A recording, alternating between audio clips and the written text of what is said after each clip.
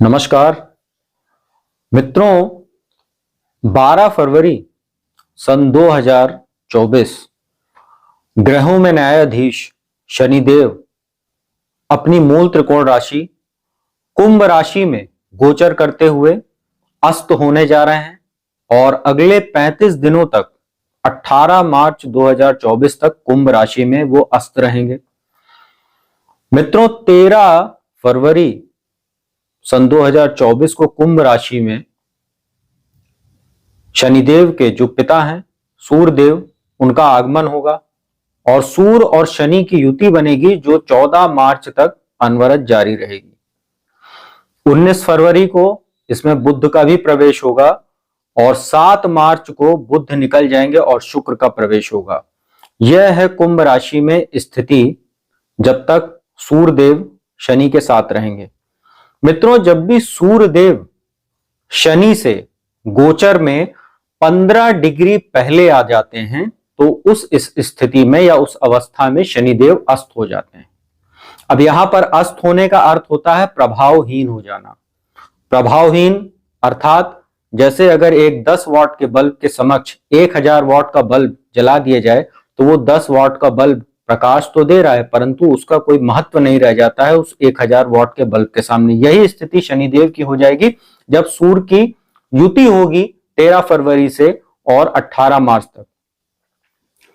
मित्रों, आज इस वीडियो में मैं आपको सभी 12 राशियों पर शनिदेव के अस्त होने के बाद क्या प्रभाव पड़ेगा उसकी संपूर्ण जानकारी दूंगा, तो कृपया वीडियो को अंत तक देखिएगा, स्किप मत कीजिएगा क्योंकि स्किप करने से आपको अधूरी जानकारी मिलती है। फिर आप लोग कंफ्यूज हो जाते हैं कि क्या सही था और क्या गलत, फिर आप लोग अनाप शनाप, माफ कीजिएगा मैं शब्द का इस्तेमाल करूं, फिर लोग कमेंट करते हैं अपनी जिज्ञासाओं को लेकर। तो कृपया वीडियो को अंत तक देखा कीजिए और वीडियो के अंत में आपको मैं महत्वपूर्ण उपाय भी बताऊंगा।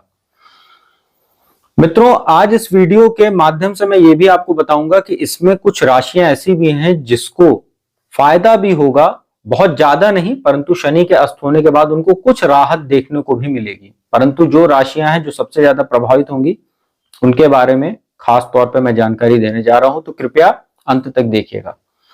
मित्रों, जो शनिदेव होते हैं उनको ग्रहों में न्यायाधीश की संज्ञा मिली हुई है, उपाधि मिली हुई है। शनिदेव हमारे कर्मों का आकलन करते हैं, उसी के अनुसार हमें फल देते हैं। अच्छा करेंगे तो अच्छा और बुरा करेंगे तो फिर आप समझ सकते हैं। शनिदेव की 2 राशियां होती है, मकर राशि और कुंभ राशि, जिसमें जो कुंभ राशि है जिसमें वर्तमान में उनका गोचर चल रहा है और 29 मार्च 2025 तक चलेगा। कुंभ राशि शनिदेव की मूल त्रिकोण राशि होती है। शनिदेव तुला राशि में उच्च के होते हैं, वहीं मेष राशि में उनका जो प्रभाव होता है वो नीच का फल होता है। मित्रों, शनिदेव का जब ये गोचर चल रहा है और अभी जब चलेगा ये, जिसमें सूर्य 13 फरवरी से 14 मार्च तक रहेंगे और इसमें अस्त भी रहेंगे शनि, तो इसमें एक और विशेष स्थिति रहेगी। मंगल जो है वो अपनी उच्च राशि मकर में गोचर कर रहे हैं और मंगल से शनिदेव का द्विद्वादश का एक नकारात्मक संबंध भी बना हुआ है, जो योग जिसको बोलते हैं।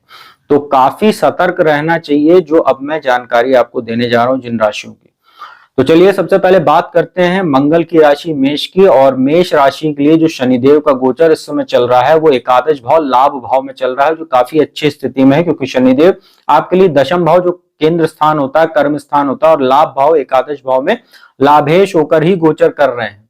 यहां पर शनिदेव जब अस्त हो जाएंगे तो कर्मेश और लाभेश होकर जब वो अस्त रहेंगे तो इसमें कहीं ना कहीं आपको कार्यस्थल पर कुछ समस्याएं हो सकती हैं, उच्चाधिकारियों से कुछ मनमुटाव हो सकता है, अपेक्षित कोई लाभ आप सोच रहे थे कि आपका प्रमोशन हो जाए या पद प्रतिष्ठा में कुछ वृद्धि आप अपेक्षा कर रहे थे, उसमें आपको कुछ समस्या देखने को मिलेगी। साथ ही विदेशों से जो लोग व्यापार करते हैं उनको भी कहीं ना कहीं कुछ कम लाभ की स्थिति ये शनिदेव का अस्त होना बना रहा है।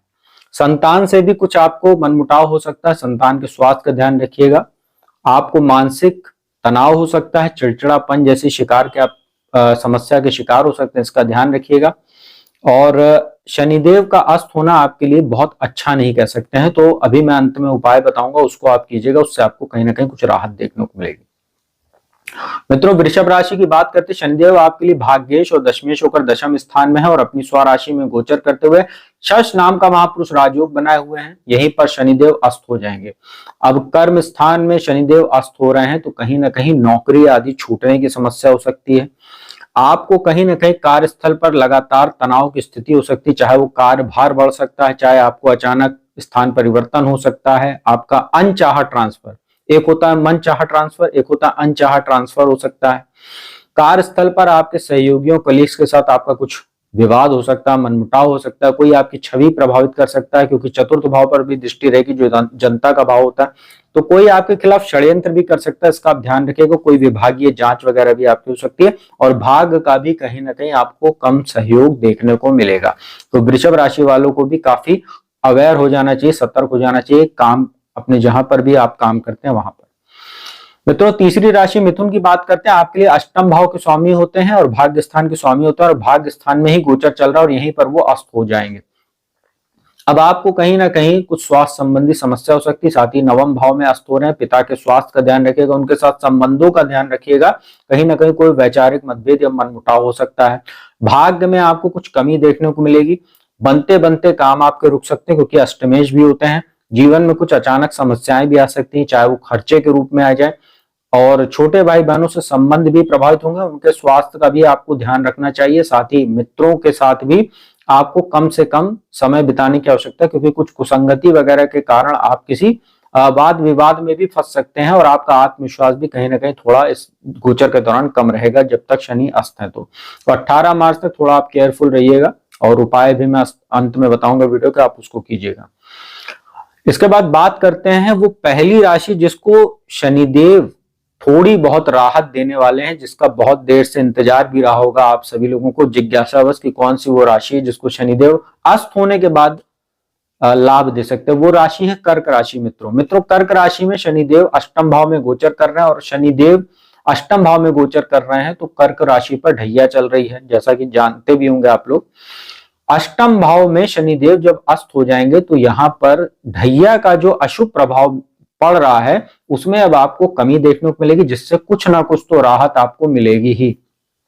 हालांकि स्वास्थ्य संबंधी चिंताएं आपको लगातार बनी रहेंगी क्योंकि यहाँ सूर्य का गोचर रहेगा और धनेश होकर सूर्य अष्टम भाव में रहेंगे, तो यहाँ पर आपको हड्डियों से संबंधित समस्या, नसों से संबंधित समस्या, दुर्घटना के भी योग बन रहे हैं और कहीं ना कहीं आपको सिरदर्द, माइग्रेन जैसी समस्या तो रहेगी। परंतु यहाँ पर शनि जब अस्त हो जाएंगे और लाभ धनेश होकर सूर्य यहाँ अष्टम भाव में रहेंगे, अष्टम भाव जो होता है जीवन में अचानक होने वाली घटनाओं का घर होता है, तो इस अस्तगत जो समय रहेगा 12 फरवरी से 18 मार्च में, इसमें आपको कोई अचानक धन लाभ हो सकता है। कोई पुराना आपका रुका हुआ धन था, कहीं आपने किसी को कर्जा वगैरह दे रखा था, हो सकता है कोई मतलब एक चमत्कार टाइप का आप ऐसा मान लीजिए अनअपेक्षित धन लाभ आपको हो सकता है। पैतृक संपत्ति से जुड़ा कोई मामला चल रहा है तो वो हो सकता है वो आपके पक्ष में आ जाए। और कहीं ना कहीं आप जो लोग रिसर्च के क्षेत्र से जुड़े हुए हैं, चिकित्सा के क्षेत्र से जुड़े हुए हैं, माइनिंग का काम करते हैं, सरकारी नौकरी करते हैं, ऐसे लोगों को भी कुछ फायदा देखने को मिलेगा क्योंकि जब शनि अस्त हो रहे हैं तो इनकी जो तीसरी दृष्टि दशम भाव पर पड़ रही थी उदय अवस्था में, वो समस्या पैदा कर रही थी, अब उसमें भी आपको राहत देखने को मिलेगी। कुछ कार्यस्थल पर भी आपको कहीं ना कहीं फायदा देखने को मिलेगा। तो जो कर्क राशि वाले जातक हैं उनके लिए ये समय काल बहुत अच्छा, स्वास्थ्य के लिहाज से तो कतई अच्छा नहीं, परंतु बाकी चीजें जो समस्याएं जीवन में आ रही थी अब उसमें आपको कुछ राहत देखने को मिलेगी और कुछ रुके हुए कार्य आपके बनते हुए आपको लगातार देखने को मिलेंगे। मित्रों, सिंह राशि की बात करते हैं। आपके लिए यह गोचर कुछ समस्यादायी हो सकता है। शनि का अस्त होना, सप्तम भाव में अस्त हो रहे हैं, व्यापार में आपको कुछ अचानक हानि हो सकती है। बड़ा इन्वेस्टमेंट करने से अगले 35 दिनों तक आपको बचना चाहिए। मान सम्मान भी आपका प्रभावित होगा कहीं ना कहीं। वैवाहिक जीवन में तो समस्या वैसे भी बनी थी और कुछ समस्याएं बढ़ भी सकती हैं, इसका आप ध्यान रखिएगा। और कहीं ना कहीं आप बिजनेस में जो आपका जो साझेदार है, पार्टनरशिप में आप बिजनेस करते हो तो अपने पार्टनर पर आंख मूंद कर भरोसा मत कीजिएगा, बहुत ही सतर्क रहिएगा, अन्यथा आपको अच्छा खासा लॉस हो सकता है। मित्रों, दूसरी भाग्यशाली राशि जिसको थोड़ा बहुत लाभ देखने को मिल सकता है शनि के अस्त होने से, वो है कन्या राशि। आपके लिए, जैसा मैं बताना भूल गया, कर्क राशि वालों के लिए अष्टम में गोचर की वजह से शनि का विपरीत राजयोग बना है और कन्या राशि वालों के लिए भी छठे भाव में जब शनि गोचर कर रहे हैं, ऐसे में अस्त हो रहे हैं, यहाँ आपके लिए भी एक विपरीत राजयोग बना हुआ है। अब आपको कुछ स्वास्थ्य संबंधी चीजें जो है उसमें आपको कुछ राहत मिलेगी। हालांकि सूर्य यहाँ बैठे हुए हैं, कुछ पाचन संबंधी आपको समस्या हो सकती है, तो मिर्च मसालेदार भोजन से आपको बचना चाहिए।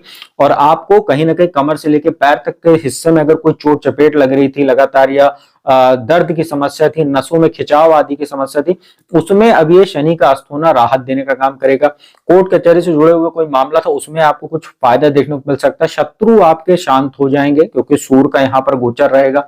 और कहीं ना कहीं आपको कुछ खर्चों में भी लगाम आपको देखने को मिलेगी। तो कन्या राशि वालों के लिए भी गोचर बहुत अच्छा। बस अपने संतान के स्वास्थ्य का ध्यान रखिएगा क्योंकि पंचमेश होते हैं और छठे भाव में, रोग भाव में उनका गोचर रहेगा। तुला राशि की बात करते हैं, आपके लिए पंचम भाव में शनि अस्त हो रहे हैं, चतुर्थेश और पंचमेश होकर केंद्र त्रिकोण राजयोग में है। यहां पर जब वो अस्त हो रहे हैं तो आपको अचानक जो कहीं ना कहीं कुछ धन हानि की संभावना बन रही, मान सम्मान आपका प्रभावित हो सकता है, संतान के स्वास्थ्य में कुछ समस्या आ सकती है। साथ ही जो महिलाएं जिनको इस 35 दिनों के दौरान शनि के अस्तगत अवस्था में जो गर्भवती हैं, जिनकी डिलीवरी होने जा रही है, उनको बहुत सतर्क रहना चाहिए। कोई मिसकैरेज वगैरह हो सकता है या कोई कॉम्प्लिकेशन हो सकता है, तो चिकित्सीय परामर्श लगातार लेते रहिएगा। साथ ही शेयर मार्केट आदि में आपको निवेश करने से बचना चाहिए और कहीं ना कहीं आपका मान सम्मान भी प्रभावित हो सकता है। तो आपको कोई भी ऐसा काम नहीं करना चाहिए, कोई अनैतिक काम या गलत काम जिससे आपका मान सम्मान प्रभावित हो, क्योंकि शनिदेव आपके चतुर्थ भाव के स्वामी बनते हैं जो जनता का घर होता है। इसका आप ध्यान रखिएगा। वृश्चिक राशि की बात करते हैं, आपके चतुर्थ भाव में शनिदेव का गोचर चल रहा है, आपके ऊपर शनि की ढैया चल रही है। शनिदेव तृतीयेश होते हैं, पराक्रमेश और चतुर्थेश होकर चतुर्थ भाव में है। तो शश नाम का महापुरुष राजयोग आपके लिए भी बना। शनिदेव यहाँ अस्त होने जा रहे हैं। अब यहाँ पर अस्त होंगे तो कुछ मानसिक चिंताएं आपकी समाप्त होंगी। माता का स्वास्थ्य पहले से बेहतर होगा। पिता के साथ भी संबंध सुधरेंगे। कार्यस्थल पर कुछ अच्छे अवसर बनेंगे। हालांकि आपको मैं अभी भी इन्वेस्टमेंट की सलाह नहीं दूंगा। 35 दिनों तो किसी भी प्रकार का बड़ा इन्वेस्टमेंट मत कीजिएगा। कोई भी नई चीज की खरीदारी अगर बहुत आवश्यक ना हो तो उसको टाल दीजिए, तो आप लोगों के लिए बेहतर होगा। और ये 35 दिन आप शांति से गुजारिए तो आप लोगों के लिए गोचर अच्छा कह सकते हैं और काफी राहत भरा रहेगा। शनि का अस्त होना ढैया से आपको कहीं ना कहीं कुछ मानसिक राहत देखने को जरूर मिलेगी।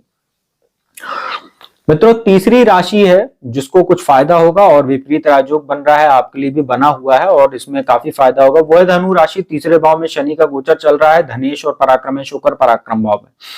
आत्मविश्वास में आपकी वृद्धि होगी क्योंकि यहाँ सूर्य विराजमान रहेंगे। भाग्य का सहयोग मिलेगा। धार्मिक यात्राएं हो सकती हैं। उच्च शिक्षा के लिए विदेश जाने वाले छात्रों के लिए अच्छा समय है और पिता का भी सहयोग आपको देखने को मिलेगा और उनका स्वास्थ्य भी कहीं ना कहीं बेहतर रहेगा। तो धनु राशि वाले जो जातक हैं उनके लिए भी अच्छा और धन लाभ भी ये आपको करा के जाएगा क्योंकि धनेश होकर पराक्रम भाव में। तो जितना एफर्ट करेंगे, अपनी ऊर्जा का सही जगह इस्तेमाल करेंगे तो शनिदेव आपको धन लाभ भी करा के जाएंगे इन 35 दिनों में। मित्रों, मकर राशि की बात करते हैं, जो शनिदेव की राशि आपके ऊपर 7.5 का अंतिम चरण चल रहा है। आपके लिए भी ये गोचर काफी राहत भरा रह सकता है क्योंकि धन भाव में, वाणी के भाव में शनिदेव का गोचर चल रहा है। यहाँ सूर्य भी आ जाएंगे और यहाँ पर जब शनि अस्त हो जाएंगे तो थोड़ी वाणी दोष की समस्या आपकी कम हो जाएगी जो पिछले दिनों आपको देखने को मिल रही थी। परिवार का माहौल भी ठीक ठाक रहेगा। बहुत अच्छा नहीं कह सकते क्योंकि सूर्य शनि की यहाँ युति बनी रहेगी। दुर्घटना आदि के योग अभी भी आपके बने रहेंगे क्योंकि सूर्य शनि की दृष्टि अष्टम भाव पर रहेगी, तो गाड़ी वगैरह चलाते समय सावधानी बरतिएगा। खर्चे आपके होते रहेंगे परंतु आपके पास धन की आवक भी अच्छी खासी बनी रहेगी और ये आपके लिए अच्छा कह सकते हैं। ये गोचर बहुत अच्छा नहीं है लेकिन फिर भी कुछ राहत आपको देखने को मिलेगी। कुंभ राशि की बात करते हैं, लग्न में ही आपके शनि का गोचर चल रहा है। शश नाम का महापुरुष राजयोग बना हुआ है। सूर्य का यहाँ पर आना और शनि का यहाँ पर अस्त हो जाना कहीं ना कहीं कुछ मान सम्मान आपका प्रभावित होगा। वैवाहिक जीवन प्रभावित होगा क्योंकि सप्तम भाव पर दृष्टि रहेगी। साझेदारी में व्यापार करते हैं तो बहुत सतर्क रहिएगा। किसी भी प्रकार का बड़ा इन्वेस्टमेंट करने से आप बचिएगा। कहीं ना कहीं अपनी ऊर्जा का सही जगह इस्तेमाल कीजिएगा क्योंकि शनि की नीच दृष्टि तीसरे भाव पर रहेगी। अस्त जरूर है परंतु कहीं ना कहीं आपको समस्या ये दे सकती है अगर आप कहीं गलत जगह पर अपना समय व्यर्थ करते हैं, कुसंगति में कहीं समय। तो हर प्रकार के अनैतिक कार्य से दूर रहिए तो अच्छा रहेगा। और कार्यस्थल पर भी कहीं ना कहीं शनि का अस्त होना आपके लिए कुछ समस्या पैदा कर सकता है, तो सतर्क रहिएगा कार्यस्थल पर भी अपने। अभी मैं उपाय बताऊंगा अंत में। अंतिम राशि मीन की बात करते हैं और आपके ऊपर भी 7.5 का प्रथम चरण चल रहा है। शनि द्वादश भाव में गोचर कर रहे हैं, सूर्य वहां आ जाएंगे। मंगल अच्छी स्थिति में आपके लिए लाभ भाव में बने हुए हैं, वो आपके लिए लगातार सहयोगी बने, परंतु शनि द्वादश में अस्त हो रहे हैं, सूर्य वहां आ जाएंगे। देखिए, कोई लीगल कॉम्प्लिकेशन में आप फंसे हुए थे उसमें कुछ आपको राहत मिलेगी। कोई कोर्ट कचहरी जुड़ा मामला था उसमें आपको राहत मिलेगी, लेकिन समस्या कहाँ ये आ रही है कि सूर्य द्वादश में रहेंगे, आपको किसी नए वाद विवाद में नहीं फंसना है, किसी के दूसरे के मामले में हस्तक्षेप नहीं करना, जितना हो सके शांति से समय को गुजर जाने दीजिए। शत्रु आपको अभी भी परेशान करेंगे, परंतु अगर आप सतर्क रहेंगे, आप लोगों से दूरी बनाए रखेंगे, जो गलत लोग हैं उनसे आप दूरी बनाए रखेंगे, तो आपके लिए फायदेमंद साबित होगा। स्वास्थ्य आपका कहीं ना कहीं थोड़ा समस्यादायी आपको हो सकती है, अनिद्रा की शिकायत, सरदर्द, माइग्रेन जैसी समस्या हो सकती है, पाचन भी प्रभावित हो सकता है, और किसी प्रकार का कर्ज लेने से आपको बचना चाहिए, ताकि किसी को उधार भी मत दीजिएगा, अन्यथा वो पैसा वापस मिलने में बहुत समस्या आ सकती है, क्योंकि शनि की 7.5 का प्रथम चरण आपको चल रहा है। तो कुछ राहत आपको भी देखने को मिलेगी, लेकिन जो सबसे ज्यादा राहत जहां देखने को मिल रही है वो है कन्या राशि और कर्क राशि। बाकी मकर, वृश्चिक और धनु और मीन इनको मिनिमाइज है, बहुत ज्यादा नहीं। कर्क राशि और वृश्चिक राशि कन्या राशि वालों के लिए बेहतर है। उपाय की बात कर लेते हैं। शनिदेव का मंत्र ओम शं शनिश्चराय नमः, इस मंत्र का आप लोग 108 बार जाप कर सकते हैं प्रतिदिन या हर शनिवार को सायंकाल में। पीपल के वृक्ष के नीचे जाकर आप संध्या काल में सरसों के तेल का दीपक जलाइए हर शनिवार को। प्रतिदिन अगर पॉसिबल ना हो तो शनिवार को तो बिल्कुल ये उपाय कीजिए, अगर आपके घर के आसपास पीपल का वृक्ष है तो, और अगर नहीं है तो अपने घर में किसी गमले में एक शमी का पौधा लगा सकते हैं और उसी के समक्ष आप दीप दान कर सकते हैं। साथ ही गरीबों को कंबल, काला कपड़ा या जूता या कुछ अनाज, काली उड़द की दाल, ये सब चीजें आप दान करें तो आप लोगों के लिए अच्छा होगा। और शनिवार को जो है अगर सरसों का तेल आप दान करें, छाया दान जिसको बोलते हैं, जो कुछ लोग आते हैं मांगने के लिए, उसमें एक पात्र में अपने सरसों के तेल में अपनी छाया देखकर उसको आप दान कीजिए, तो भी आप लोगों के लिए बहुत अच्छा रहेगा। तो मित्रों, यह था शनिदेव का अस्तगत होने के बाद सभी 12 राशियों पर क्या प्रभाव पड़ेगा 12 फरवरी से 18 मार्च तक, उसकी संपूर्ण जानकारी दी। वीडियो अगर आपको अच्छी लगी हो, इन्फॉर्मेटिव लगी हो, तो कृपया वीडियो को लाइक कीजिएगा, शेयर कीजिएगा, ज्यादा से ज्यादा शेयर कीजिएगा और कमेंट कीजिएगा। और अगर कोई भी चाहता कुंडली विश्लेषण कराना चाहता है मेरे माध्यम से, तो मेरा नंबर डिस्क्रिप्शन, स्क्रीन दोनों पर उपलब्ध है, उस पर संपर्क करके आप लोग अपॉइंटमेंट ले सकते हैं और मेरे द्वारा कुंडली विश्लेषण का लाभ देश दुनिया के किसी भी कोने से प्राप्त कर सकते हैं आराम से। तो अब मैं अपने वाणी को ही विराम देता हूं। अगली वीडियो में आपको किसी नए विषय के साथ जल्दी मिलूंगा, तब तक के लिए ओम नमः शिवाय।